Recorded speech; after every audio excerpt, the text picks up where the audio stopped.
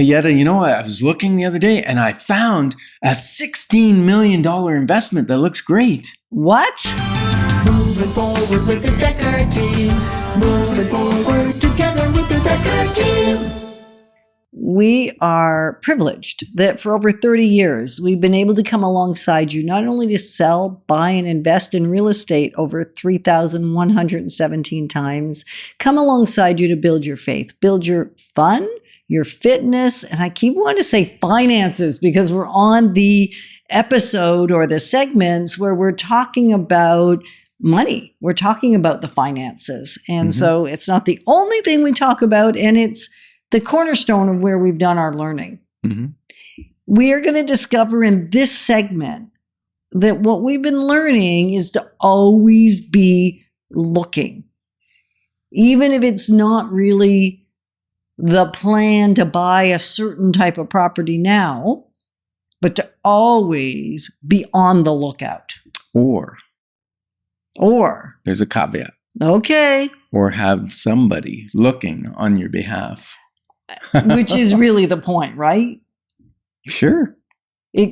Right. So when I think always be looking, what comes to my mind, which I love that you added that, the caveat is, or have someone else looking on your behalf, being willing, able, and wanting to be aware of what's coming down the pipe, whether you bring it to your own attention or whether somebody brings it to your attention. And always be looking. And I think it's a mindset thing. You know, if you're always looking for the next opportunity, it may not be for you. It may be for somebody else. It may require a partnership like we talked about in the previous segment. It may require a partnership. Or it might be the right thing for you, right? And when you have multiple people looking, and I'm not saying like have multiple realtors, because that's just, that doesn't work, because when you're not loyal to one realtor, that realtor's not truly looking on your behalf, right?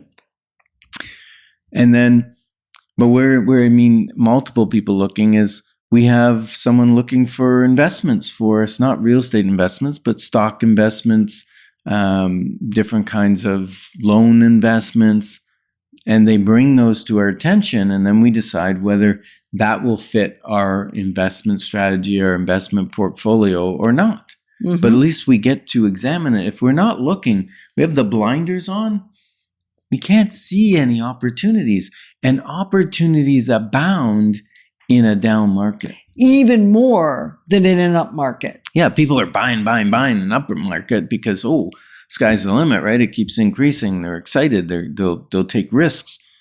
But in a down market where things are slower, cost of carrying, like interest costs, is higher. So you think twice before you buy something. So it's actually good. It slows down the process and makes people think.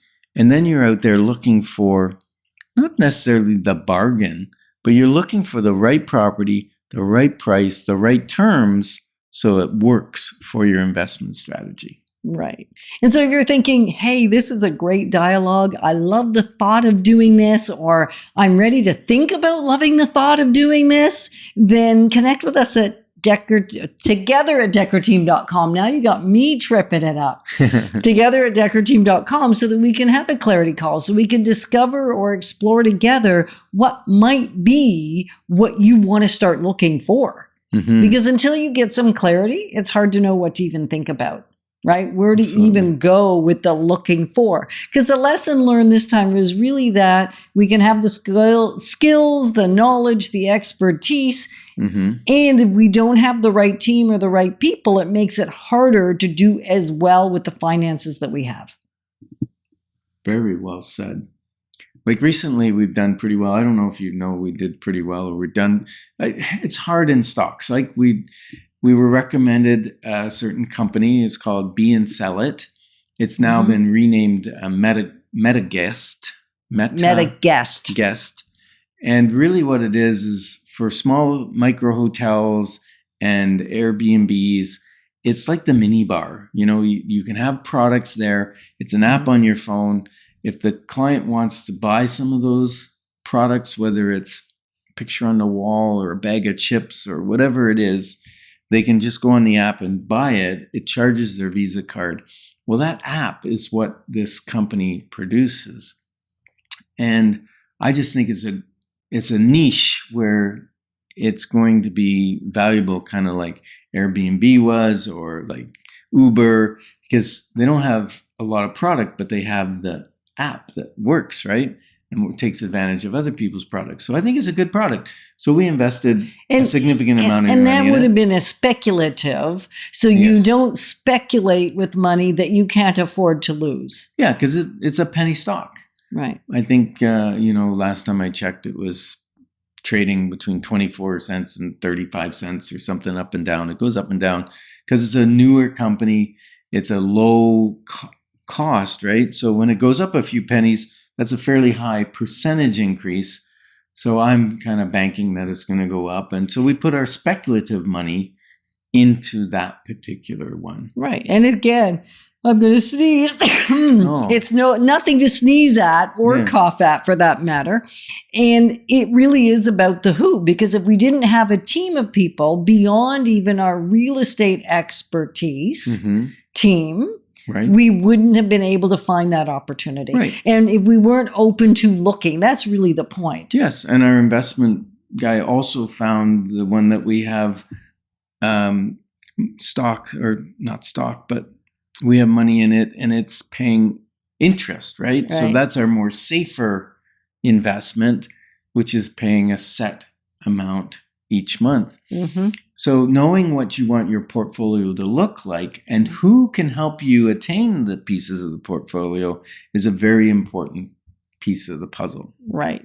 Never forgetting that the time it takes to find these things, this is really one of the piece of that lesson that we learned, right? That if I thought I was going to do, so we thought we were going to have investment property by the time we were 25. Yeah, that was our goal. We said, and as a matter of fact, when we set that goal of having a rental, we didn't even own a house yet. No, we didn't. And so our first investment, you might say, was our house, which we bought when we were 24. Was that when we bought it? Yeah. You're so good with dates and ages. I know, right? Yeah. And so, but that isn't what we meant, right? So we could have said at that point, well, we're done. We're finished. We didn't accomplish our goal. So now it's a bad goal. And yet the goal is still great, even if it didn't happen in our timeline. We were 31 before we actually purchased our first true investment property, besides the roof over our head. Right. And we'd actually sold that house, bought another house, Right. a bigger house, before we bought our first investment Right. property. And it wasn't even so much that we needed the bigger house, as we'd bought in the wrong location. Right. So sometimes you miss a step. Right? You misstep rather than miss a step. Well, we you weren't misstep. realtors and we didn't get great advice. We didn't find the right realtor to work with and help, find the right property. So we're back to the team. We're back to the who. Find the all who, right. find so the team. What's the wrap to all this, Ken? Well, you may not get your goal by the time you want it. But if the goal is the right goal, keep on going. Keep on saving to invest until you find the right property, okay? So to build wealth wisely, give us a call at 613-860-4663. And we're grateful that you joined us on Life's Inside Track, because when we're moving forward together we got this. Moving forward with the Dekker Team. Moving forward together with the Dekker Team.